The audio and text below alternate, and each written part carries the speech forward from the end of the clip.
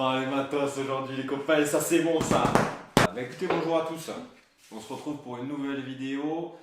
Retour d'expérience sur du matériel que j'ai utilisé pendant mon projet dans les écrins avec Aya l'année dernière. Donc on est parti cet été. Pour les personnes qui n'ont pas du tout suivi l'aventure, je vous le mets là en fiche. Ok. Et du coup on est là aujourd'hui pendant que la France est à l'arrêt, confinement. Eh bien écoutez, je me suis dit pourquoi pas reprendre un peu les vidéos matos, on va faire ça tranquillou. Donc je me suis dit que c'était une bonne idée de vous faire un retour d'expérience avant de vous annoncer le projet de cet été, parce qu'il va y avoir encore un nouveau projet cet été pour l'été 2020. Et j'aurais bien aimé vous faire un retour d'expérience donc sur l'été 2019 avant de vous parler un peu de tout ça. La vidéo va être utile parce qu'il y a des choses que je vais lever d'ici. Il y a des choses peut-être que je vais changer, on verra, vous allez tout voir. Mais il y a des choses qui vont changer, il y a des choses qui m'ont plu, il y a des choses qui m'ont un peu plus déplu pendant ce trek dans les écrins. Donc on est là pour en parler.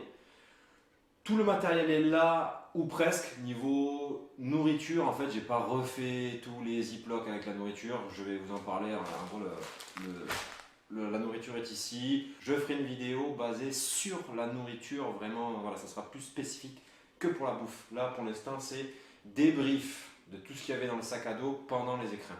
Par contre, je précise, si j'ai oublié des choses qui étaient dans mon sac mais que je n'ai pas mis, ou alors que j'ai complètement oublié d'en parler, mettez-moi en commentaire, oh espèce de con, t'as oublié de parler ça alors que c'était primordial. Ça se peut. En fait, j'ai regardé la vidéo de présentation donc de mon sac avant de partir dans les écrins. Ceux qui l'ont pas vu, petite affiche, et j'ai essayé de remettre tout ce qu'il y avait dans la vidéo donc avant que je parte. Donc normalement tout est là, juste j'ai perdu mon chapeau. Bref, c'est parti. On commence. Yes. Alors avant de parler de tout ce qu'il y a sur la table, on va parler donc du sac. Ce qui me paraît la chose la plus logique. Il est là. Vous le connaissez à peu près tous maintenant pour les personnes qui me suivent. C'est le Talon 44 de chez Osprey taille SM. Très content une fois de plus. Ça fait 3 ans je crois que je l'ai ce sac. Hyper content. Rien à dire, il est fonctionnel. Cette qualité, le portage est bon. Je suis parti avec... premier jour, je crois, de trek 11,5 kg ou 12 kg en autonomie complète. Voilà, pour ceux qui arrivent à peine sur la chaîne, autonomie complète ici. Un peu trop bien pour moi parce que du coup, en fait, c'est tellement bien comme sac que j'ai pas envie de changer, sauf que j'aimerais bien encore économiser du poids. C'est toujours une question de poids. Je suis pas en marche ultra légère pour mes treks. Non, parce que je veux quand même un minimum de confort. Vous allez voir, il y a 2-3 petits trucs qui sont accès confort, mais j'essaie de me rapprocher le plus possible d'un sac vraiment super léger pour ne pas être vraiment scié au niveau des trapèzes, avoir le dos cassé en deux chaque soir sur le camp, et pour prendre le plus possible de plaisir donc quand je marche la journée. C'est un sac qui fait 1,1 kg, c'est lourd pour tout vous dire. Si vraiment vous commencez un peu à chipoter sur le poids, c'est lourd.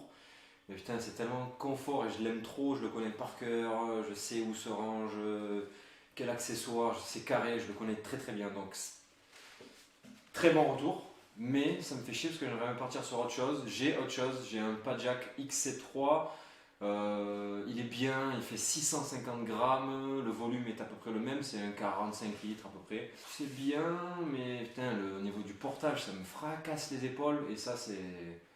Pour moi, c'est catégorique, je peux pas marcher et être toutes les 2 secondes en train de tirer ou avoir les mains sous le sac pour essayer de le maintenir pour me soulager les épaules. C'est mort, donc j'y réfléchis encore.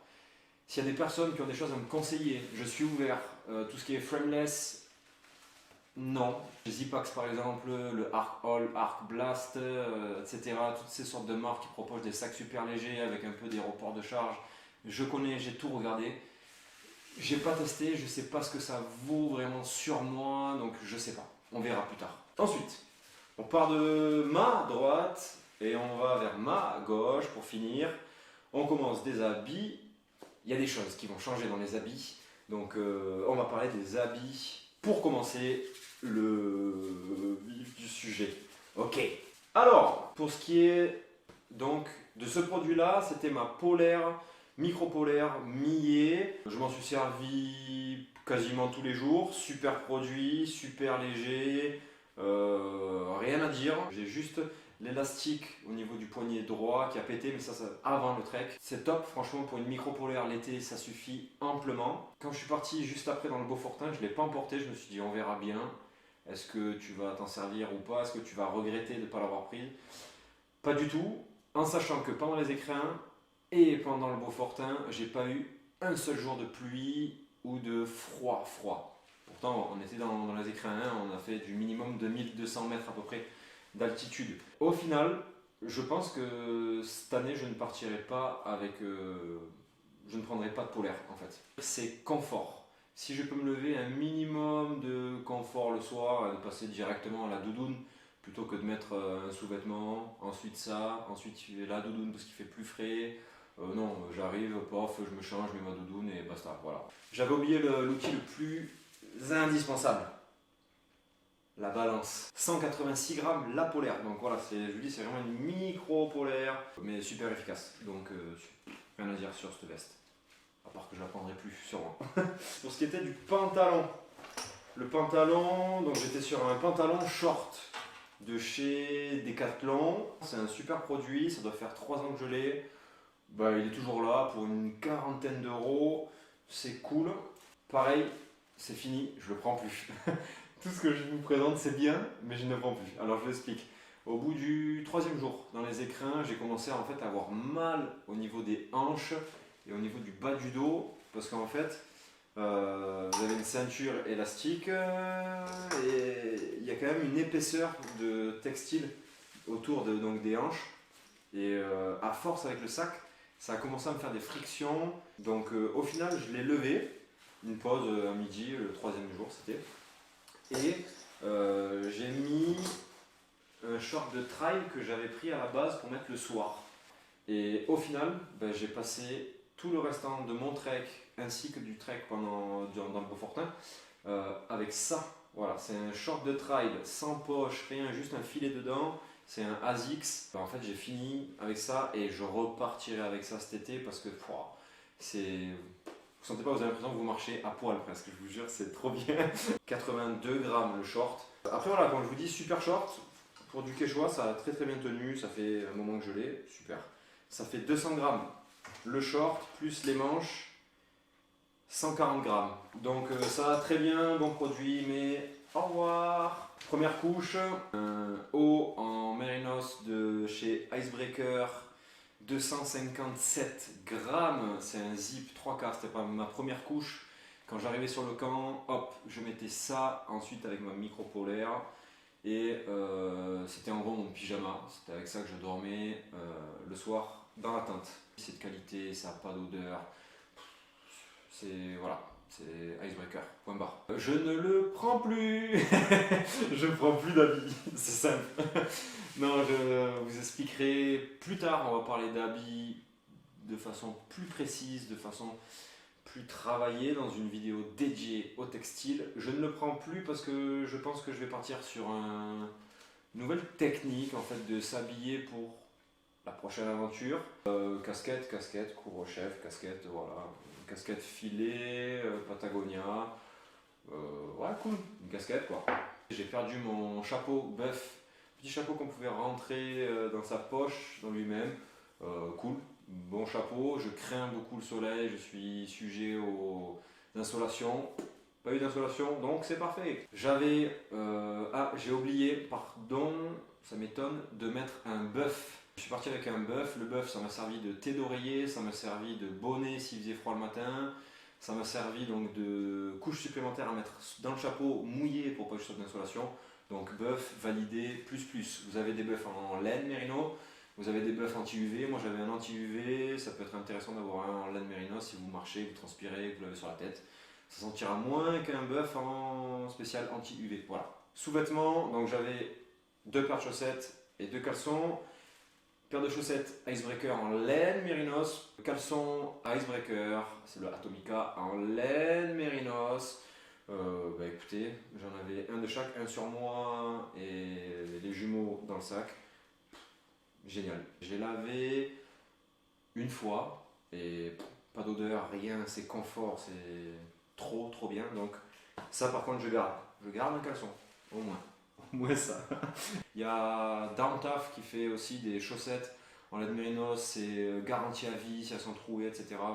Je sais que les trekkers compulsifs marchent avec ça, Fab de Grandeur Nature marche avec ça, moi je marche avec ça et écoutez, j'en suis content. Donc je reste sur ça pour l'instant, peut-être que je changerai plus tard, on verra. Petite paire de gants, c'est des sous-gants Quechua, ça pèse que dalle, je crois que c'était 40 grammes, même pas.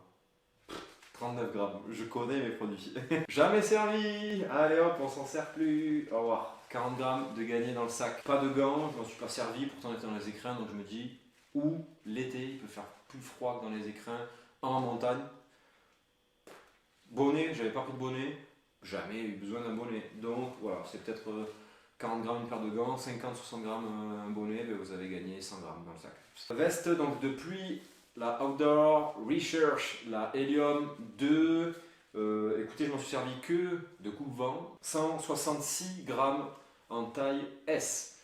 Alors, super produit, imperméable 20 000 mm, respirabilité 20 000 aussi. J'en suis content en termes de coupe-vent, la capuche est assez grande, c'est bien. Pas d'ouverture sous les aisselles, au début je me disais ouais, on s'en fout, au final pas tant que ça. Ça peut être utile quand même, donc à réfléchir, j'ai d'autres pistes pour cette année, on verra. Oh là là, elle est là, ma doudoune. Ah ça les gars, ça c'est vraiment je crois le matos que je préfère de tout ce qui est là, c'est ma doudoune. 222 grammes, 850 QI, Jack Wolfskin Xenon Jacket, ça fait 4 ans maintenant que je l'ai. Je l'ai tout le temps avec moi, tout le temps, automne, été, hiver, printemps. Elle est dans le sac avec la poche Sea to Summit qui est ici. Là, c'est une poche de 1 litre qui fait 30 grammes. On est à 250 grammes à peu près. Le tout, voilà dans quoi est ma doudoune. Elle rentre dans une toute petite poche. Ça, par contre, ça revient dans mon sac cet été. C'est obligatoire, j'adore ce produit. Donc tout ce que vous voyez là, si je dis pas de bêtises, c'était dans cette poche là, c'est une Sea to Summit, c'est une Ultra Silk de 4 litres. Tout ce que vous avez vu, on a listé dedans, ça rentre, oui ça rentre.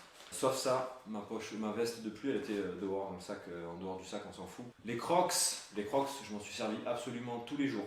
C'est confortable, on est bien dedans s'il faut traverser un ruisseau, on a la protection là qui fait vraiment la différence par rapport à des claquettes. 166 grammes, une Crocs.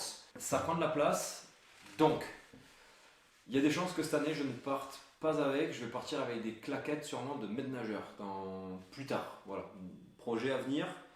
Si je pars 2 jours, je prends mes Crocs, je m'en fous, c'est génial. Mais en termes de place, vous voyez la place quand même que ça prend dans un sac, bon. Chaussures, c'était donc les pyramides de chez La Sportiva en Gore-Tex Surround. Très content, très bonne semelle, le chausson est bon, on est sur des semelles Vibram. L'accroche est très bonne, elles sont légères, c'est 500 et quelques grammes. 470 grammes la chaussure. Gore-Tex Surround, apparemment de ce que j'ai compris, c'est un Gore-Tex qui est un peu plus aéré que le Gore-Tex normal. J'ai pas senti des points de chaleur, le pied qui chauffe à cause de la roche ou quoi que ce soit. J'ai été très bien dedans. Qu'est-ce que je peux vous dire de plus? La chaussure est bonne. Je voulais des mids parce que je veux quand même protéger la cheville pardon, quand je suis en montagne, surtout à voilà, 2,6, 2,8, 3000 mètres. C'est que de la caillasse. J'aime bien quand même avoir la cheville un peu tenue. On verra plus tard si je change pas un peu d'avis, que je teste pas autre chose. Un bon pare-pierre, un bon déroulé, j'en suis content, donc rien à dire, top du top. Voilà pour tout ce qui était habits et donc accessoires qui étaient sur moi. Plutôt content vraiment de mon kit en général, niveau textile. Il y a des choses qui vont partir, pas parce que j'aime pas aimer ou parce que qualité de merde, parce que je vais faire les choses un peu autrement pour essayer de m'alléger de plus en plus. Mais sinon, voilà, tout ce que je vous ai présenté là, vous pouvez y aller les yeux fermés. C'est de qualité et c'est fiable, c'est trop bien. Voilà. On passe donc à l'hygiène, pharmacie, et ensuite on continuera tout ça Alors, kit hygiène, pharmacie, c'était disposé dans des ziplocs, comme ça, là, 2 ziplocs de 1 litre. Ben, content aussi, je me suis pas servi donc, du kit donc pharmacie. Bon, pardon. J'avais pris de quoi soigner maux de tête, diarrhée, maux de ventre, d'afalgan codéiné pour de grosses douleurs, j'avais pris du collyre, de l'arnica en bille, ça j'aime beaucoup l'arnica en bille, j'en prends le soir avant de me coucher, ça détend un peu les muscles, etc. Bien, j'avais pris un peu de strap, des décontractiles pour un peu détendre, voilà. Je me suis quasi servi de rien, à part l'arnica et petit décontractile.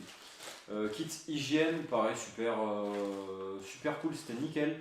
J'avais des savons en feuilles de chez Sea2Summit, j'avais de la coton-tige, brosse à dents, dentifrice. Ça, par contre, j'adore ce genre de produit là. Merci Sea2Summit de faire ça. Ça, c'était ma serviette. Pour essuyer la condensation qu'il y a dans la tempe le matin, pour s'essuyer juste le visage. Voilà, c'est comme ça, les gars. C'est un petit carré de 30 par 30. Ça pèse 16 grammes. Besoin de rien de plus. On n'est pas là pour sentir bon, on n'est pas là pour se faire une beauté tous les matins. Pas de maquillage, pas de déo, on s'en fout complètement. Ensuite, moment important aussi quand même, au niveau de la nourriture. Je vais vous donner un peu des retours de donc, comment on avait fait, si ça a été bien, pas bien.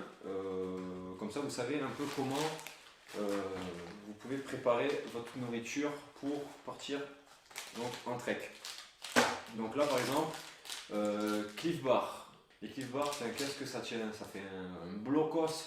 C'est riche en glucides, en protéines, en fibres, donc c'est des bons produits ça. Yaya mangeait ça le matin, on pouvait manger ça pour faire des petites collations. Sinon, en collation, 10h, 16h, j'avais fait donc des ziplocs comme ça, d'1 litre, avec dedans il y avait 100 grammes donc sucré, de snacks sucrés, et pour le midi, 100 grammes de snacks salés. On avait pris une bouteille comme ça de 50 centilitres de Jack Fire. Voilà, ça a été notre péché mignon. On travaille sur le poids pendant toute l'année pour au final se trimballer 50 centilitres d'alcool. Bref, le matin, j'avais fait une affaire sur Private Sport Shop. C'était plein de muesli au choco de chez MX3, mais bizarre, c'est pas les gros entre guillemets de chez MX3, c'était des petits comme ça, tout fins. Et au final, je les ai pas aimés. Sinon, il y avait des barres céréales aussi. Pour le matin, c'était muesli, mais vu que je les aimais pas, au final, j'ai pas mangé de muesli et j'étais parti sur des barres céréales le matin avec un café. Donc, café, thé le soir. Je suis parti avec de la semoule, moi. Donc, de la semoule, c'était 100 grammes par soir. Semoule déjà, tipiaque, là, déjà, avec des épices et tout dedans, c'est trop bon. Il y a besoin de même pas un verre d'eau pour la faire gonfler. Vous faites bouillir votre eau, tac, vous versez dans la semoule et c'était réglé. Toute ma bouffe était dans une poche comme ça, là, enfin, tous mes snacks, etc. Un truc à grignoter, c'était dans ma poche Pretzel. C'est Yves qui me l'avait donné, je m'en sers tout le temps. Pour tout ça, donc le soir, le café, le thé, je suis parti avec ma Taux 550 ml qui est là. Une cartouche de gaz, donc les petites, les 210 grammes là. Une Spork MSR en plastique pliable, elle est bien, mais si vraiment vous forcez trop, j'ai peur de la casser. Avec la semoule c'est bon. Pour un Luofi, ça commence à être peut-être un poil limite. Après voilà, ça fait presque un an que je l'ai, elle n'est pas cassée. Mais voilà, en fait moi je l'ai vu sur au niveau de la place, ça prend pas de place, donc c'est pour ça que j'ai pris ça. Ça vaut 4 € je crois, c'est pour ça que voilà, 4 € c'est super léger, 10 grammes, voilà, réglé. Mon petit verre pliable, 8 d'eau pour le café, le thé et le jack. Le soir en arrivant sur le camp, quand vous avez marché 8 heures, vous avez passé 3 cols, 1500, 1600 dénivelés plus dans la journée, paf, paf, paf, paf. 25 grammes, voilà. Très bien. Cartouche de gaz. Donc pour ce qui est un retour d'expérience sur une semaine, avec Yaya, en faisant le café le matin et bouillir donc de l'eau pour de la semoule ou du lyophilisé et un café le soir, une cartouche de gaz nous a tenu presque 6 jours. Si vous partez seul pendant une semaine, vous en prenez une petite, ça vous suffit largement. À part si voilà, vous faites bouillir de l'eau pour faire cuire du riz. Là, vous laissez tomber direct. Allez, 100 grammes, tout pile. Donc la popote avec le couvercle pour faire bouillir de l'eau pour de la semoule et un thé. Pour une personne, ça suffit largement. Même si vous faites un lyophi, ça suffit largement. Un lyophi et un thé avec ça, c'est bon. Donc voilà, je mangeais ma semoule dedans. Donc en gros, je faisais bouillir l'eau. Je prenais mon verre à huile d'eau, je mettais de l'eau dedans, je la versais dedans, hop, j'allumais mon réchaud qui est là. Je faisais bouillir et je versais mes 100 grammes de semoule, mon ziploc de 100 grammes, hop, je le versais dedans, je refermais le couvercle, j'attendais et quand ça avait tout pompé, à table. Super produit, elle est intacte, c'est nickel, c'est de qualité, c'est Tox, j'adore cette marque. Donc le réchaud, comme je vous disais, BRS 3000T. Ça vaut même pas 20 € sur Amazon, c'est un truc chinois. Eh bien écoutez, je sais pas combien il a fait bouillir d'eau, mais il est toujours là, ça pèse 25 grammes, pile 25 grammes. Qu'est-ce que vous voulez de plus? J'en suis super content. Il est rentabilisé 1000 fois celle-là, donc il pète, j'en rachète le même. C'est ultra light, certes. Attention, c'est minimaliste, hein, faut en prendre soin et il faut pas poser 2 kg dessus, hein, c'est sûr. Mais voilà, le combo, même avec une 700 ml, ça passe. Pour un retour d'expérience, c'est positif. Je vais parler de la cuisine, surtout de la nourriture, sur une vidéo vraiment à part entière. Comme ça, on verra comment je me prépare pour cette année, etc. Ça va être intéressant. Donc on en parlera plus tard. Ensuite, on va passer donc à l'hydratation. L'hydratation, et j'ai des choses à dire dans l'hydratation, c'est parti. Je suis parti avec une poche bretelle de chez Dynafit qui pèse absolument rien pour avoir en fait 50 centilitres d'eau là, au niveau de la poitrine, ça fait 22 grammes. J'avais donc cette bouteille Tupperware qui pèse pas grand chose, hein, 63 grammes. Donc en fait elle était là-dedans, hop, et ça je l'avais accroché au sac ici, donc je savais que j'avais 50 centilitres en accès rapide. À l'intérieur c'est un peu aluminisé, on dirait une sorte de pare-soleil pour voiture qui est à l'intérieur. Ça garde le frais, c'est pas non plus une glacière, hein. Mais bien, bon produit, donc on va rester sur ça. En plus de ça, sur le côté du sac, j'avais une bouteille toute simple de soda. C'est pas forcément réutilisable normalement.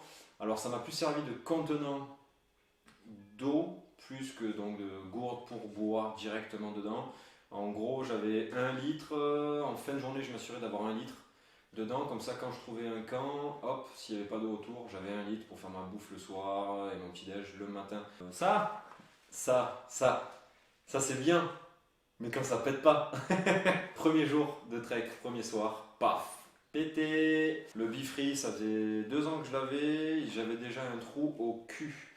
Donc en gros, si je le mettais dans une poche filée du sac, il fallait qu'il soit comme ça. Et en fait là, je sais pas ce qui s'est passé. Il est tout ouvert, oh la vache. Au niveau donc de la jonction entre la gourde souple et le filtre, ici là, donc en gros, là vous avez un truc en dur. Ben, en fait elle a commencé à se décoller au niveau du joint qui est là, tout autour, donc impossible de filtrer de l'eau. En fait vous venez là, vous appuyez et l'eau elle sortait par là. Donc premier jour, plus de filtre. Yaya n'avait pas pu faire de filtre parce que je dis t'inquiète, je prends mon filtre, j'ai un bifri. Deuxième jour, Yaya m'a fait goûter les joies de la micropure. J'ai failli vomir l'eau qui avait été traitée à la micropure. Vous avez l'impression de boire de la javel mélangée à de l'eau chlorée, mélangée à de l'eau des égouts. Donc en fait, j'ai préféré boire de l'eau de ruisseau pendant une semaine, quitte à prendre le risque de choper la chiasse ou autre. Coup de chance, on a trouvé en fait que des sources. Donc dès que je buvais, c'était de l'eau qui sortait de la roche. Donc pas eu de soucis, mais tu nous as planté, Bifri. Bref, c'est pas très grave. Ensuite, tout ce qui est un peu électronique, c'était pas non plus chargé de fou. J'avais un filtre ND variable pour l'appareil photo. J'avais une powerbank Anker de 20 000 mAh ainsi que le chargeur pour la recharger. Le câble iPhone, le câble GoPro. Les choses que je vous montre pas, c'est que j'ai oublié de mettre ou que je n'ai plus trouvé. Voilà. Pour ce qui est de la recharger, je crois que c'est 3h45 avec le chargeur adapté que j'avais. Donc 20 000 mAh, j'ai rechargé mon téléphone pas un jour sur deux, ouais un jour sur deux. plus 2 batteries de GoPro, si je dis pas de bêtises, j'avais encore de la marge, 351 grammes. Je me tâte à prendre une 10 000 pour la prochaine aventure. La 10 000, je crois qu'elle fait 150 ou un truc comme ça, donc c'est 156 peut-être grammes. C'est moitié moins. Et est-ce que j'ai l'utilité d'une 20 000 pour une semaine de marche? Je pense pas. À recharger, j'ai mon téléphone, la GoPro, peut-être, allez, tout dépend la frontale que je prends, peut-être aller ça. Mais voilà, donc je pense que je vais peut-être repartir sur une 10 000 en sachant que ça fait très très bien le taf, ça, si vous avez beaucoup d'électro à recharger, ou alors que vous partez 15 jours pour recharger votre téléphone 15 jours, mais ça suffit, mais large, large. La frontale Wizard Pro de chez Armitech. Alors en fait, ça c'est une personne qui m'avait contacté pour faire un test en fait de ce produit. C'est bien, ça éclaire loin, c'est puissant, c'est ultra costaud. Ça fait 112 grammes. Pour des treks comme ça, on n'en a pas l'utilité du tout. Ça fait le taf, hein, pas de souci, c'est de qualité, pas de problème, mais c'est lourd et on n'a pas besoin d'aussi puissant, je crois que c'est 2000 et quelques lumens. Non, voilà, c'est pas la peine de prendre ça, donc je ne prendrai plus ça, c'était juste pour un test et pour faire un peu, donc donner mon avis sur cette lampe là, j'en suis content, c'est très bien, mais c'est pas forcément trop adapté à nos activités bushcraft, rando sur 2-3 jours, je sais pas moi, urbex, tout ce que vous voulez, ou aller à la pêche, ou c'est très bien, mais pas quand on est à la recherche toujours du produit le plus léger possible, le plus polyvalent, etc. Ensuite, ma fidèle poche pectorale, elle est accrochée là tout le temps, tout le temps, tout le temps. C'est une poche Quechua simple, c'est étanche, c'est super, super, super solide. Voilà, comme ça j'ai confiance. Dedans, il y a mes cartes SD, il y a mes 3 batteries du Lumix G80 qui est en train de filmer, mes 3 batteries de la GoPro Hero 7 Black qui est là, qui me permet de faire les inserts, de faire les timelapses, les accélérer quand on marche, etc. Cool, c'est une bonne caméra, c'est stabilisé, vous pouvez faire plein de choses avec. Je valide et je garde, avec grand plaisir. Plus ce Gorilla Pod, pardon, de merde, désolé de parler comme ça, de merde. Là je mets un truc dessus, il s'est tout vrillé, il est tout flasque là. Il tient, voilà. En gros vous posez le truc, ça fait ça. La marque c'est Lamco, je l'ai acheté sur Amazon, bah non, au revoir. On va passer au vif, du vif, le plus intéressant, oui. Couchage, allez c'est parti. Alors, je ne le présente plus, mon kit qui me suit depuis maintenant un an, on y est. 686 grammes avec sa poche de rangement, c'est beaucoup, beaucoup, beaucoup plus compact que ça, hein. Moi je le range dans une poche, dans celle-ci, c'est une poche Cyclo Summit de 8 litres. Et je pense que dans 6 litres ça rentre. C'est Enlighten Equipment, le Révélation DF, j'en ai déjà fait une vidéo, j'en parle plus, voilà, parce qu'à part vous dire que c'est trop bien, j'ai que ça à vous dire. Donc super super super content, on n'a pas dormi en dessous de 0, mais niveau du confort, niveau de qualité de produit, c'est trop bien. Donc on va rester sur ça, voire peut-être essayer de trouver encore plus léger. C'est un confort -5. C'est peut-être voilà, le truc que j'en ai pas forcément trouvé d'utilité de ce -5, vu qu'on a. Après, il a fait super beau encore, hein, je le dis, mais on était quand même. On a fait des nuits à 2400-2500 mètres d'altitude.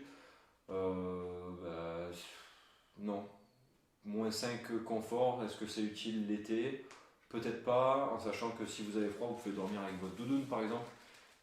Vu que les kits ils n'ont pas donc de capuche, si vous avez froid, vous mettez votre doudoune, vous dormez avec la capuche. Doudoune plus kilt. Je pense qu'un confort 0 ça peut le faire en fait.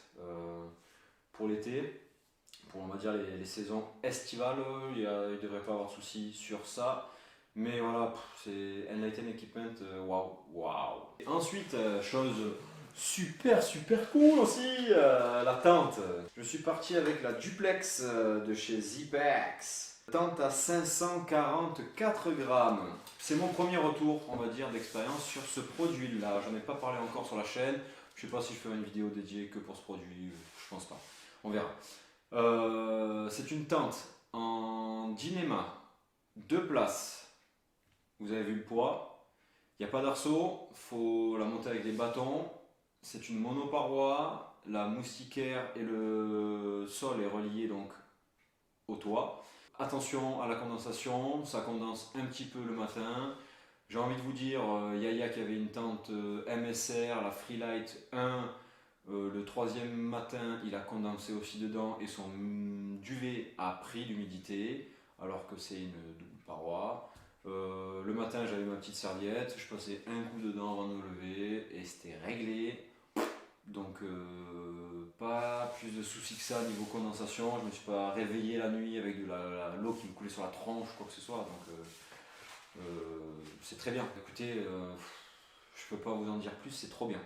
Pour moi, Yaya qui est un peu plus rustras, qui est un peu moins adepte de ce genre de produit un peu innovant, un peu spécial, il n'y a pas d'arceau, il n'y a pas de double paroi. Il en est super content aussi, il l'a vu, il est rentré dedans, il m'a dit waouh c'est grand, putain, c'est léger, c'est vite installé, très très vite installé. S'il pleut, vous pouvez la monter, vous ne prendrez pas l'eau vu que c'est qu'une monoparoi, donc vous êtes à même directement le toit. Pour l'instant, j'en ai que des avantages, à part peut-être le fait de moi qui marche pas trop avec des bâtons, sachant que j'ai l'appareil photo à la main et de l'autre côté, j'ai pas de bâton en général, ou un bâton. Faut avoir les bâtons sur le dos, donc peut-être inconvénient en sachant que j'ai des problèmes de genoux importants. Je sais pas ce que j'ai, je suis en train de faire des analyses en ce moment. Cette année, je vais trouver un système pour pouvoir fixer l'appareil photo et marcher avec mes 2 bâtons. Donc là, ça va devenir intéressant d'avoir ce genre de produit. Couplé avec la tente, donc j'avais sardines. Là-dedans, sardines, écoutez, rien de spécial. J'ai des sardines quechua. Celle-ci, les oranges, là, il y en a une qui est tordue. Ouais, bon. J'ai pas grand chose à dire sur les sardines, et j'en ai 2 pour les endroits d'amarrage les plus importants. C'est les styles MSR, là, les rouges. 75 grammes, yes! Et mettre sous la tente une petite feuille de polycryo. Vous pouvez en trouver sur Arclight en France, 65 grammes. Ça prend pile la taille de la duplex. Voilà, ça va pas vous isoler du froid, hein. Mais c'est pour protéger quand même un peu une tente qui coûte plusieurs centaines d'euros. Ça serait con de la déchirer, même si c'est solide, hein, pas de souci sur ça. Une tente 2 places pour une personne, est-ce que c'est utile? Peut-être pas. Moi j'adore avoir mon confort, m'étaler, vider tout le sac sur le côté. Si je veux dormir un peu en diagonale, je le fais, donc voilà. Pour l'instant, ça coûte tellement trop cher que je vais rester sur ça. Peut-être que les prochaines aventures, on dormira à 2 dedans.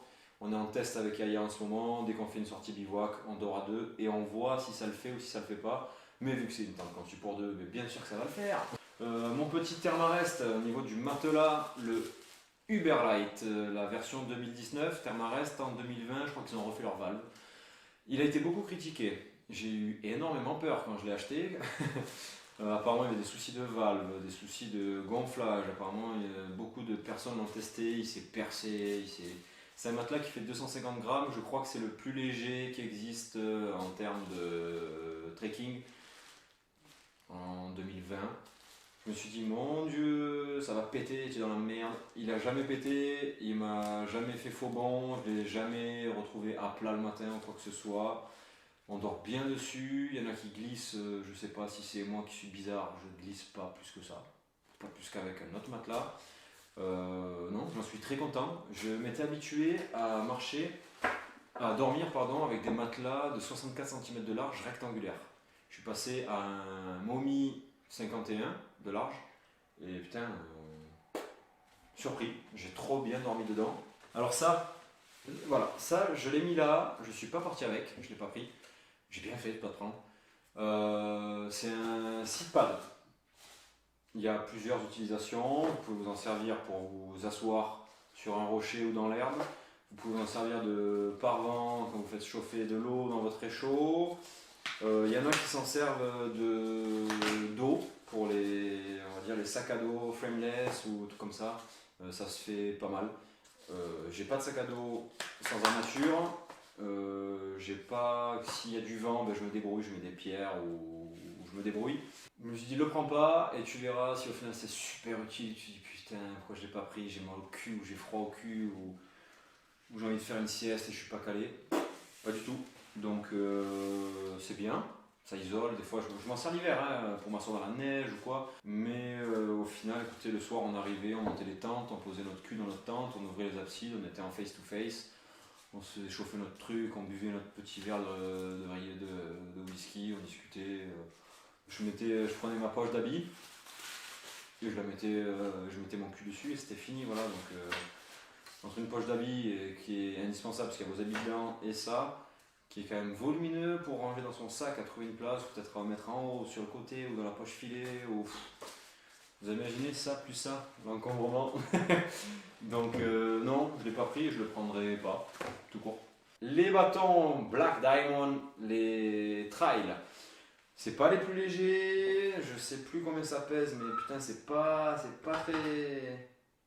228 grammes le bâton, 450 grammes la paire. Si vous marchez pas avec, vous les avez sur le sac.